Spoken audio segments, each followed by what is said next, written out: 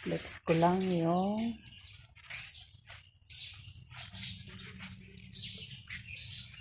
this is daily routine. Cleaning the surrounding. Here is my cat.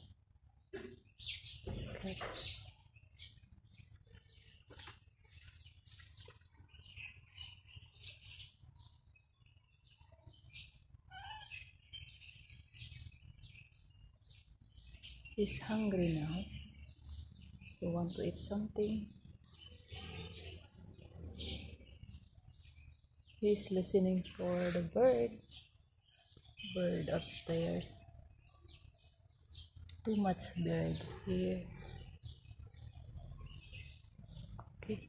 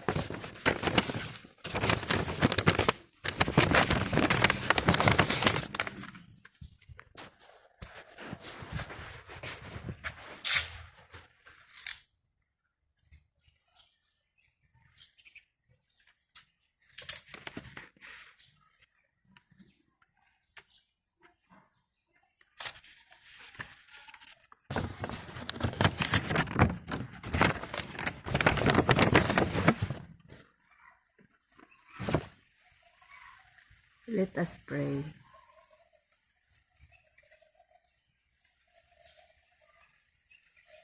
Psalm 91, awit ng pagtitiwala sa Diyos. Siyang naghahangad ng pagkupkop ng kataas-taasan at nanatili sa kalingan niyong makapangyarihan, makapagsasabi sa kanyang Panginoon, muugkat tahanan. Ikaw ang aking Diyos, ang Diyos na tangi kong pinagtiwalaan. Ikaw ililigtas niya sa panganib, sa umang nabitag, at kahit anumang mabigat na salot, di ka magdaranas. Lulukuban niya sa lilim ng kanyang malabay na pakpak. Sa kalingan niya ay natitiyak mo na ikaw ay ligtas. Iingatan niya at ipagsasanggalang, pagkat siya ay tapat. Pagsapit ng gabi, di ka matatakot sa anumang bagay, maging sa gagawing biglaang paglusob. Pagsapit ng araw, ni sa ano pa mang darating na salot pagkagat ng dilim. Di ka matatakot sa kasamaan mang araw kung dumating. Kahit na mabuwal sa iyong harapan ang 1,000 tao, sa iyong paligid ang bilang ng patay maging 10,000. Di ka matatakot at natitiyak mong di ka maano. Ikaw ay nagmamasid at sa panunood iyong mamamasdan. Yaong masasama ay makikita mong pinarurusahan, sapagkat si Yahweh ang iyong ginawang tagapagsanggal. At ang pinili mong mag-iingat sa iyo'y kataas-taasan, di mo aabuting ikaw mapahamak at walang daratal. Kahit anong uri mga paghihirap sa iyong tahanan, susuguin niya ang maraming anghel silang susubaybay. Kahit sang dako ikaw maparoon, tiyak iingatan, sa kanilang palad ay itatayot kat silang magtataas. Nang hindi masaktan ang mga paa mo sa batong matalas. Kahit ang tapakan mo ay mga leon, ahas na mabagsik, di ka maano sa mga serpente at liyong mababangis. Ang sabi ng Diyos, aking ililigtas ang tapat sa akin at iingatan ko ang sinumang taong ako'y kikilanlin. Pag sila'y tumawag, laging handa ako na sila'y pakinggan. Aking sasamahan at kung may hilahil ay sasakluluhan. Aking ililigtas at ang bawat isa ay pararangalan. Sila'y bibigyan ko't gagantimpalahan ng mahabang buhay at nakatitiyak na ang tatamuhin nila'y kaligtasan. Amen. Thank you, Lord. That's all my prayer. Tagalog prayer.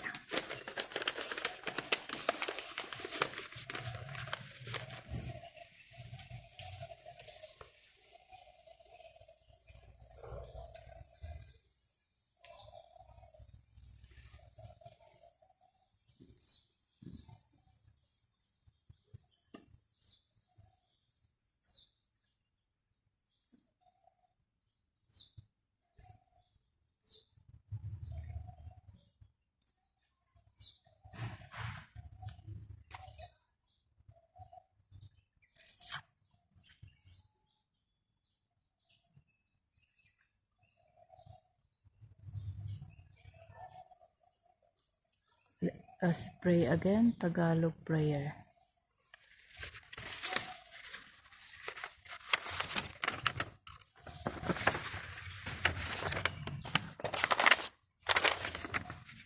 Psalm 91.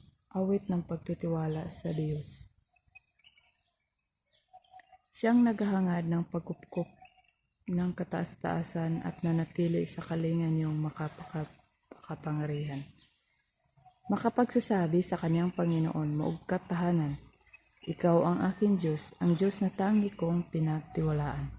Ikaw ililigtas niya sa panganib sa umang nabitag, at kahit anumang mabigat na salot di ka magdaranas. Lulukuban niya sa lilim ng kanyang malabay na pakpak. Sa kalingan niya ay natitiyak mo na ikaw ay ligtas. Ingatan niya at ipagsasanggalang pagkat siya'y tapat. Pagsapit ng gabi, di ka matatakot sa anumang bagay, maging sa gagawing bigla ang paglusob pagsapit ng araw. Ni sa ano pa mang darating na salot pagkagat ng dilim.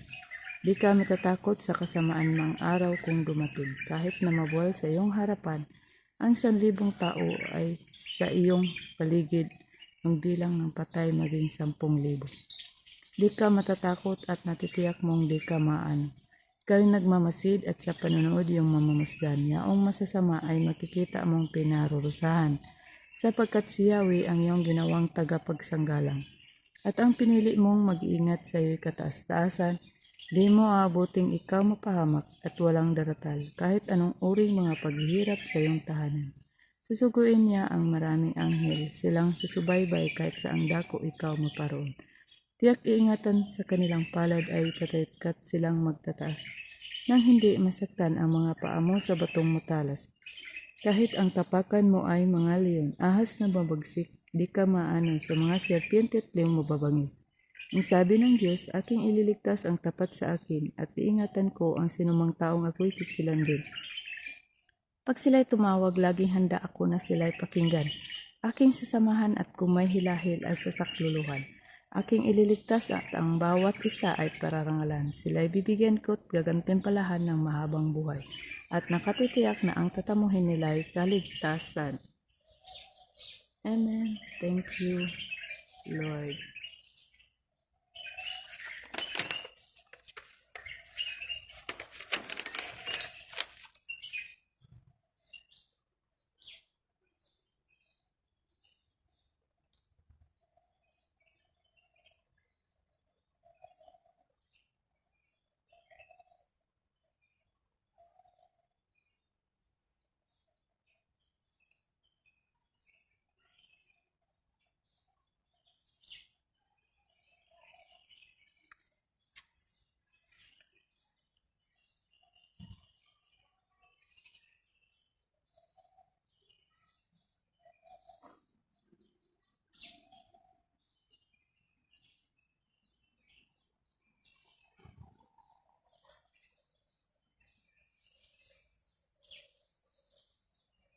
Let's pray it again.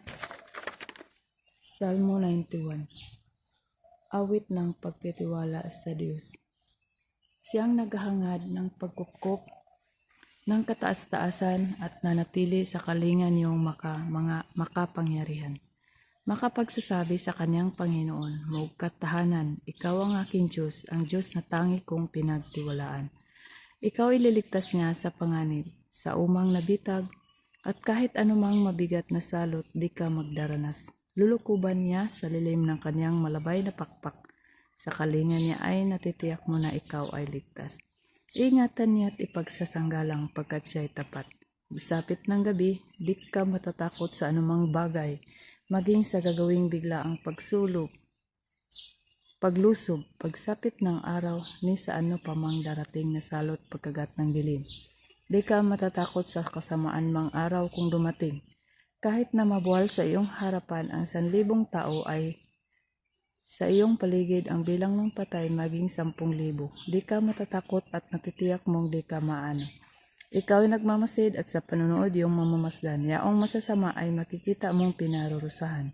Sapagkat si Yahweh ang iyong ginawang tagapagsanggalang at ang pinili mong mag-ingat sa iyong kataas-taasan. Di mo abuting ikaw mapahamak at walang daratal, kahit anong uri mga paghirap sa iyong tahanan. Susuguin niya ang maraming anghel, silang susubaybay. Kahit saang dako ikaw maparoon, tiyak ingatan, sa kanilang palad ay itatayutkat silang magtataas, nang hindi masaktan ang mga paa mo sa batong matalas. Kahit ang tapakan mo ay mga leon, ahas na mabagsik, di ka maano sa mga serpiente at leong mababangis. Ang sabi ng Diyos, aking ililigtas ang tapat sa akin, at ingatan ko ang sinumang taong ako'y kikilanlin. Pag sila'y tumawag, laging handa ako na sila'y pakinggan. Aking sasamahan at kung may hilahil ay sasakluluhan. Aking ililigtas at ang bawat isa ay pararangalan. Sila'y bibigyan ko't gagantimpalahan ng mahabang buhay. At nakatitiyak na ang tatamuhin nila ay kaligtasan.